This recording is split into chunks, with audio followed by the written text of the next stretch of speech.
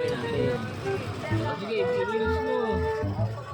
Kasi hindi naman pare-parehas ang dating ng panahon sa atin eh. Hindi naman sinasabi natin may malas, may swerte. Hindi ganun. Pagsubok pare. Oo, dumadating talaga tayo dun sa mga pagkakataon na tayo sa baba. Hindi ganong hirap. Oo, Pero totoo. dumarating din talagang sayad tayo. Hindi naman sinasabing hindi na kumakain. Pero nakakararas din tayo ng medyo Gipit, nag-aalala. gigipit. Oo, may isang kulang pa. Kinakamot. Pero napagkakasya naman na naman. Oo, pero may panahon lang din. May panahon naman na paahon ka na. Nakakaluwag-luwag na ng bagya hanggang sa nakakaluwag na. Hanggang sa sobrang luwag na nakakatulog. Oo. Kumbaga, level up. Oo, Level up. paikot lang yan. Dadating uli yung panahon na susubukin ulit tayo ng panahon. Naranas ulit tayo ng mga problema, mga pagsubok. Pero pag Lalampasan mo overcome yun. Kumangat ka. Oh. Lalo ka tumitibay. Pero mas titibay tayo kung hindi lang sa sarili nating kalakasan, karunungan, kakayahan. Pagka lagi nandyan ang Panginoong Hesus, lalo natin matapagtalumpayan yung lahat ng pagsubok. Then saka lagi nating Dumadanas tayo yun. Minsan nararamdaman natin halos parang wala nang pag-asa. Pero hindi, may pag-asa. Kumbaga, lahat ng problema may solusyon. Oo. May solusyon. Pero siyempre, nadadaya lang tayo ng sitwasyon eh. Yung sa panahon na nandun ka sa sitwasyon na nagugulong ka.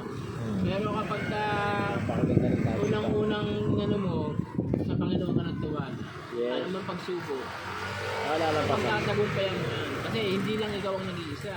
May kasama ka. Kahit naiiwan ka lang din mga kaibigan Sa mo. paligid. Pero may isang hindi sa'yo nangiiwan. Na lagi mong kasama yung anumang sitwasyon meron ka. Saka, kumbaga pare, lagi kang kakapit, huwag kang bibitaw. Alam niyo kung sino? Si Jesus. Yes. Diba? Nararanasan natin. Amen. Hindi talaga, totoo Si yun. Jimmy, panahon dati, kamutik nang maging ano to, Ano? ulube. Ano mo? Dahil siyempre, May may sumalo. tiwala sa Panginoon niya. Oo, may sumalo. Sinamahan siya ng Panginoon sa panahon Kumbaga, na seryoso na Kilala ko kami. sa kadiretsuhan. ikaw yung Tama nakita daan. mo. Oo. Mapagkamalan mo bang pulubi dati ito? Tira mo na ako yung pilume. Naka-cover lang daw pa. Makakabili na pala isda. Oo, tama. Di ba? Pwede Dumadanas rin, ka. pwede rin. Oo. Pwede rin naman. Kaya, katulad ng ating kasama, si Kusyan. Kusyan. Ano mo problema daw? Ang problema sa Oo. panahon ngayon. Gusto niya na raw mag-tumbling. Gusto na magtabing na nakaubo pa. Ano, Pero, ano? wag muna. May solusyon pa. May pag-asa pa. Lahat ng problema. Malay mo, malapitan mo naman si Jimmy dahil sa nasa ibabaw mo.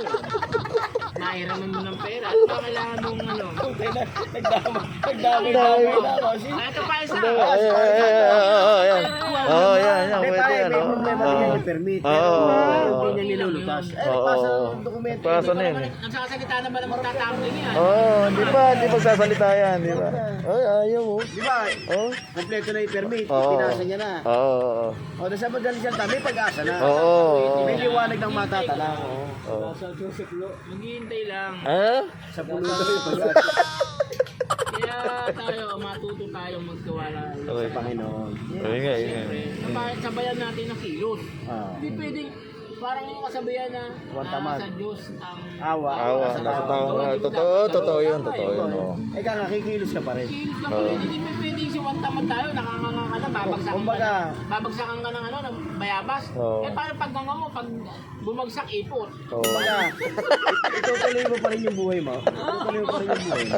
Dire-diretso lang, di ba? Kailangan trabahuin pa rin natin. Yun lang yung masasabi ko sa natin sa Napakagandang usapan dito. Ayun nga, buti nga. Nakakarating din tayo, lalo si Kongsi, hindi na magtatambing na nakaubo yan. Dahil may pag-asa. May brief na. Dahil may pag-asa pa. Baka naman eh. medyo masenso, nakadaya pa rin yan. Grabe.